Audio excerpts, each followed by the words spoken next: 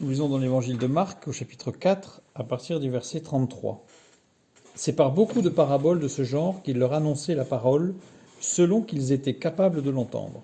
Il ne leur parlait point sans paraboles, mais en particulier, il expliquait tout à ses disciples.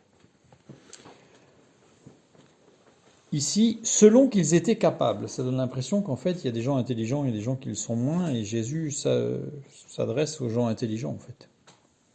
Alors, être capable ici, dunamai, qui veut bien dire être capable, avoir le pouvoir, la capacité, l'habileté, etc., de comprendre les choses, est conjugué à la voix moyenne ou passive déponente. Ça veut dire que c'est aidé par le Saint-Esprit. Et la conjugaison est à l'imparfait. Ça veut dire que ce n'est pas ponctuel, mais c'est constant. C'est quelque chose qui se répète d'étape en étape. Donc l'enseignement de Jésus est quelque chose de continu. Il ne leur parlait point sans parabole. Mais en particulier, il expliquait tout à ses disciples. En particulier, c'est-à-dire dans une sorte de tête-à-tête. Si on reprend ce qui s'est passé pour Moïse, c'est dans le souffle à souffle. C'est dans l'échange. Moïse était toute la journée dans le peuple, avec le peuple, il exhortait, il expliquait, il jugeait, etc. Mais il avait des moments à lui, de tête-à-tête. Les disciples, c'est pareil.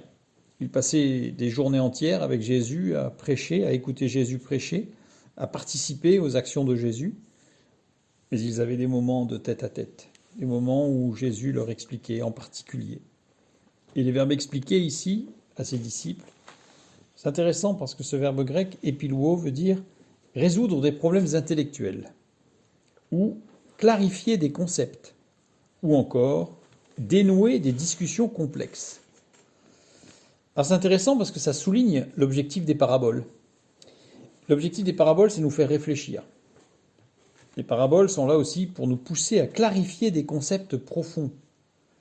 Les paraboles sont aussi là pour nous amener à échanger, à discuter, et elles servent de base de dénouement de nos discussions.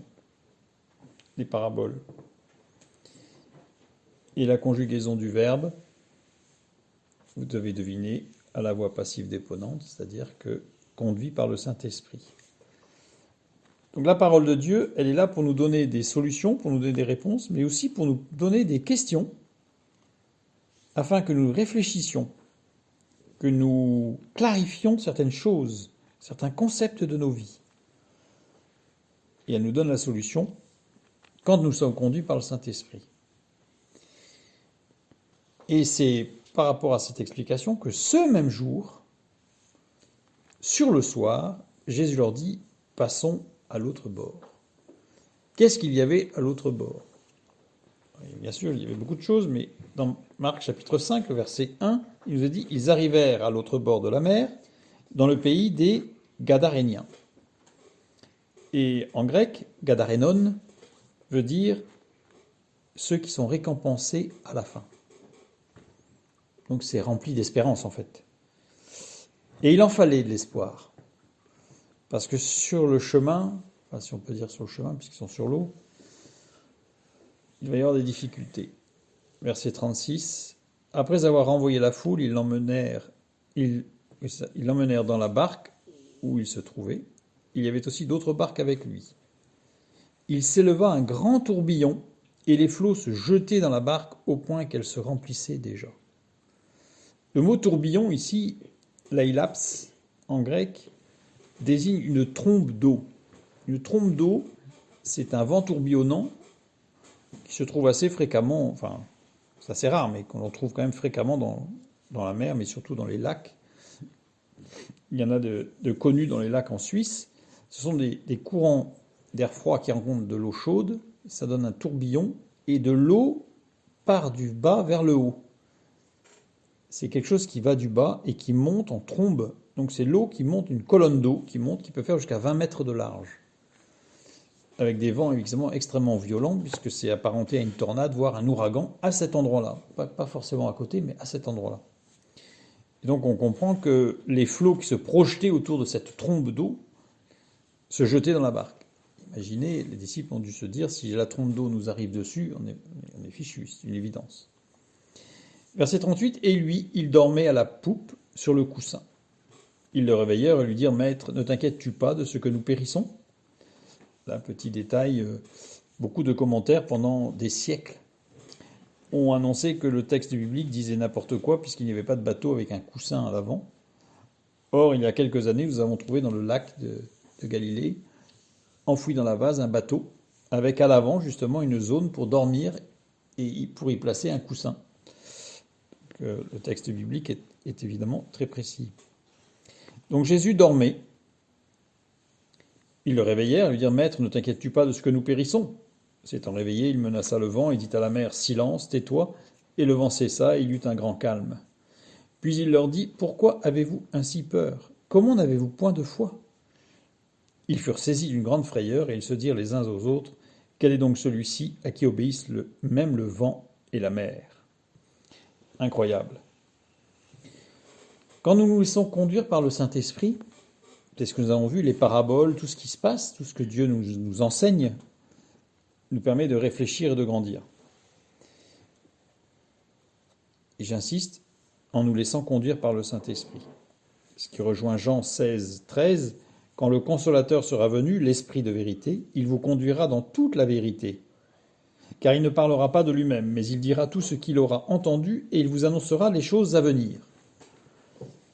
Traduction curieuse, parce que « à venir », erkomai, qui veut dire aller dans un but précis, ou arriver d'un lieu à un autre, d'une position à une autre position, apparaître, venir devant le public, devenir connu, parce qu'on n'avait pas vu avant, mais tout d'un coup ça se révèle, ou avoir de l'influence. Donc des choses qui ont de l'influence.